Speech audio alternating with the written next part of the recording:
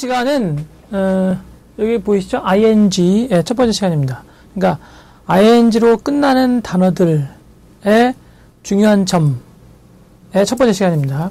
뭐 지금 여기 수능, 토익, 토플, 탭스, SAT, GMAT 이렇게 써 있는데 그 ing를 가장 잘 이용하는 시험은 수능이고요. 토익에서도 이용되고 뭐 토플에서는 ing 때문에 큰 문제 생길 가능성은 별로 없고 탭스에서도 이용이 되고 SAT에서는 아주 간간히 이용되고 GMAT에서는 혼동되는 성향을 이해하기 위해서 도움이 될 가능성이 매우 높다 이렇게 말할 수 있습니다. 오케이요. 자, 그러면 어떤 식으로 출제가 되는 건지, 그리고 우리가 일상 말을 하거나 글을 쓰거나 그럴 땐 무슨 도움이 되는 건지 한번 비교를 해보죠.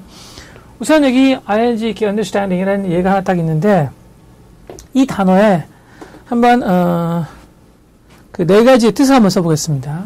얘가 이해 그런 뜻일 수도 있고요. 이해하기 그런 뜻일 수도 있고, 그 다음에는 이해하는 혹은 이해하는 중인 그런 뜻일 수도 있고, 아니면 이해심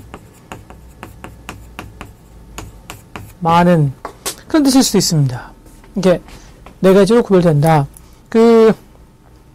결론적으로 말해서, 그러니까 ing가 나오면 이렇게 네 가지의 가능성이 있다. 그래서 사전을 보고 이 네 가지 중에서 두 가지는 항상 됩니다. 근데 두 가지는 되는데 나머지 두 가지는 사전을 봐야만 비교할 수 있거든요. 그걸 사전에서 보고 비교하는 게 결국은 학습인 거죠.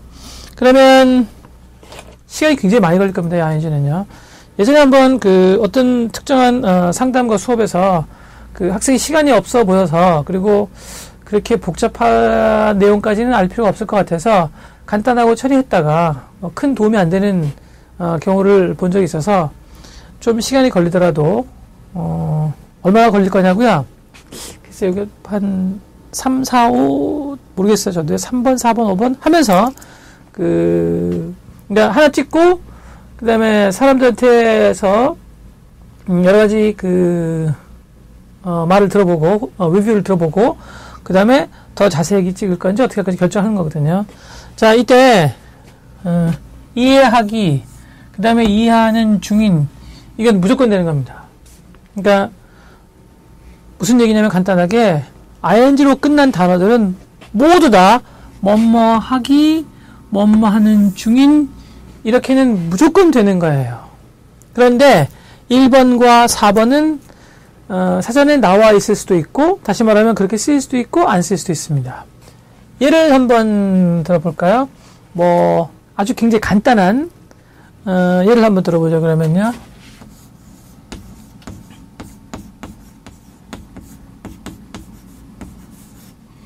자, 그러면 destroying 이런 예가 있죠. 이렇게 좋은 예입니다. 아주 비교작되는. 그럼 이게 동사일 때 파괴하다이니까, 그러면 만약에 이 네 가지로 가능하다면 첫 번째는 파괴, 두 번째는 파괴하기, 세 번째는 파괴하는 중인. 파괴심만은 이건 좀 안 되니까 뭐 할까요? 그렇죠. 파괴적인. 좀 비교해보죠.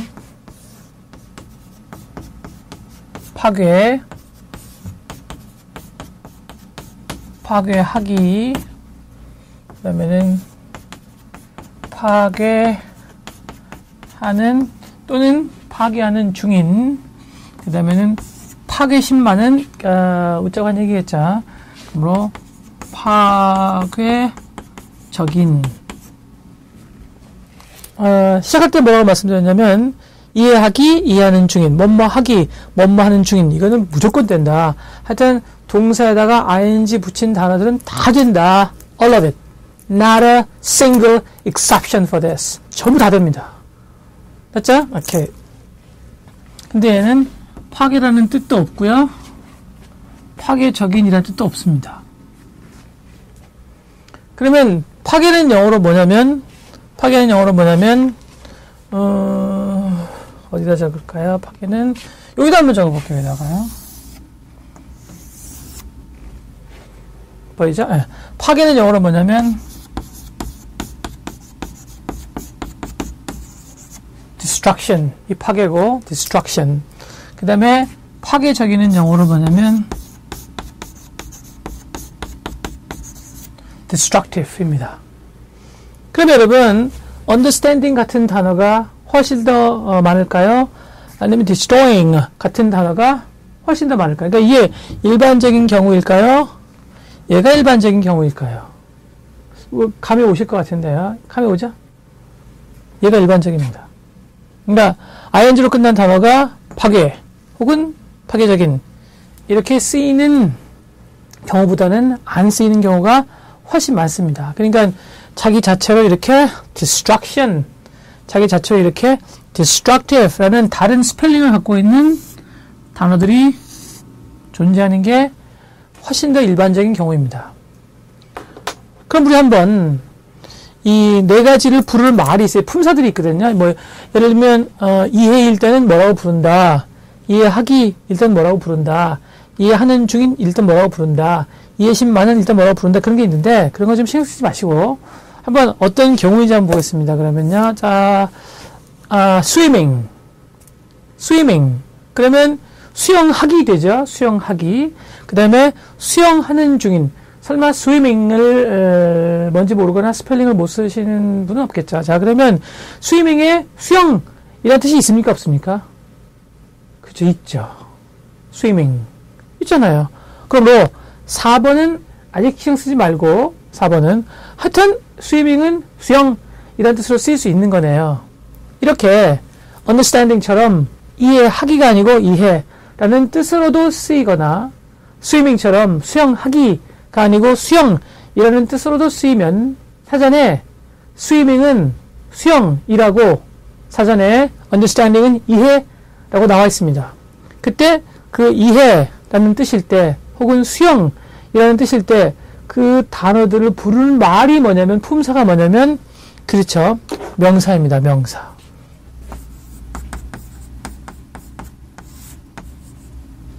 오늘 아주 절친한 그 친구하고 점심을 아주 굉장히 오랜만에 먹었는데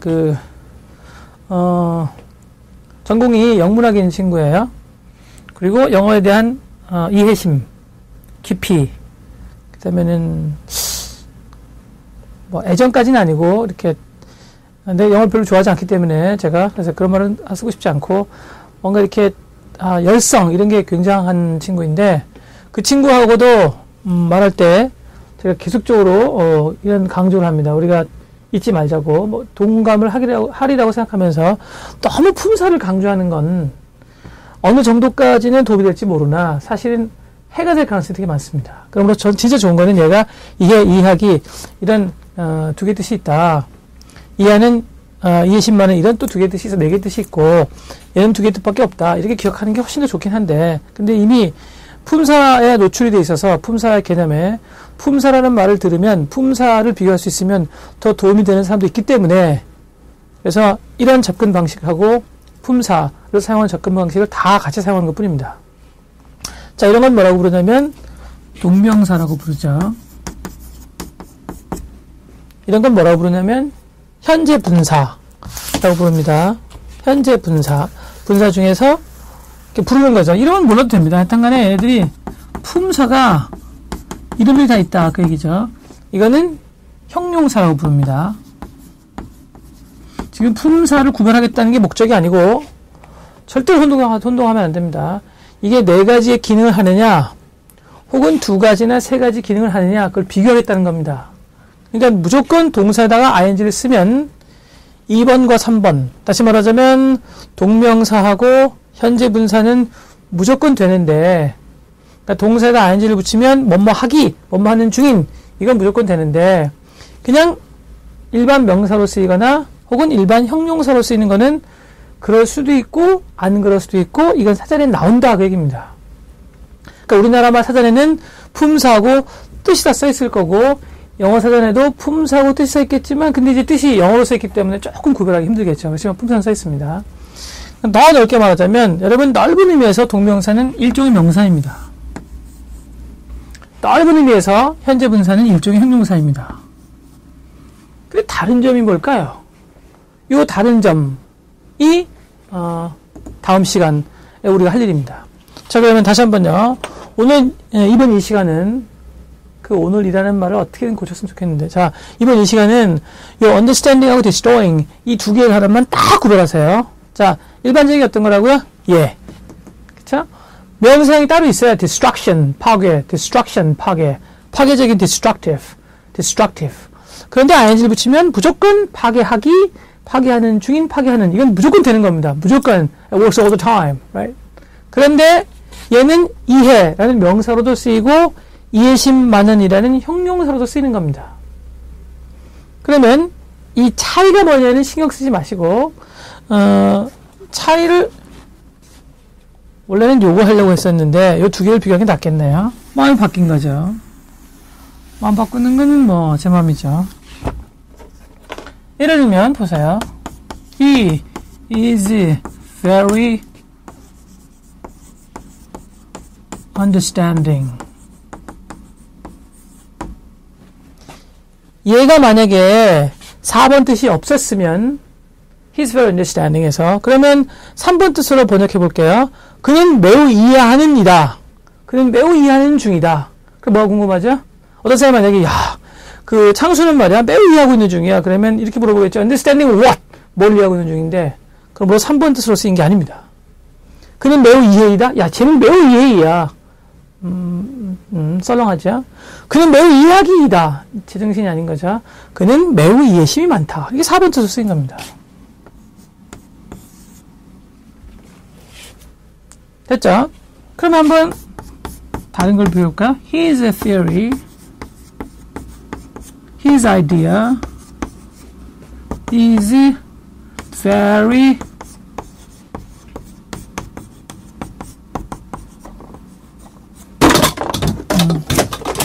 떨어졌군요. 네. 언젠간 떨어질 것 같았는데 그게 언젠가가 오늘이었어요. 안 깨졌으니까. 마침표 없어요. 짠. 오케이. 자, 그럼 이거 한번 1번하고 4번 뜻은 없다고 그랬습니다. 그렇죠? 볼까요? 그러면 그의 이론은 매우 파괴하기이다. 안 되죠? 그의 이론은 매우 파괴하기이다. 안 되잖아요. 자, 그러면 그의 이론은 매우 파괴하는 중이다. 그럼 또 미쌤이 뭐라고 물어보겠죠? 그쵸? destroying what? 이렇게. 어떻게 바꿔야 되겠죠? 그의 이론은 매우 파괴적이다. 그냥 틀렸습니다. 이건 4번 뜻으로 맞게 쓰였지만 이거는 틀렸어요. 이렇게 써야 됩니다. His theory, his idea is very destructive. 그 사람 생각대로 했다가는 문제 많이 생기겠는데 그런 얘기입니다. 이 사람 아주 위험스러운 파괴적인 생각을 갖고 있는 거네. 뭐 나치즘이라든지 공산주의라든지 뭐 그런 것들이죠. 뭐 독재라든지 이런 나쁜 생각. 그렇죠? 함부로 사람을 위험하게 할 수 있는 생각을 갖고 있군. His theory. 그럼 뭐 형용사나 명사로 쓰일 수 있느냐 없느냐가 곧바로 시험 문제인 겁니다. 그리고 형용사로 명사로 쓰일 수 있느냐, 진짜 현재 분사가 아니고 순수한 형용사로 쓰일 수 있느냐 없느냐가 결국 말을 하거나 글을 쓸 때 문제에 초점으로 다가올 가능성이 되게 많습니다. 문제가 돼버리는 거죠. 문제에 초점으로 다가오다. 너무 어려운 말이네요. 네. 그러면 이 시간은 여기까지입니다. 이거 너무 중요하기 때문에 계속 복습을 해가면서 할 겁니다. 네. ing 굉장히 복잡해요. 대충 넘어가는 건 아무나 할 수 있으나 제대로 이해하려면 시간이 좀 걸립니다. 네, 이 시간은 여기까지입니다.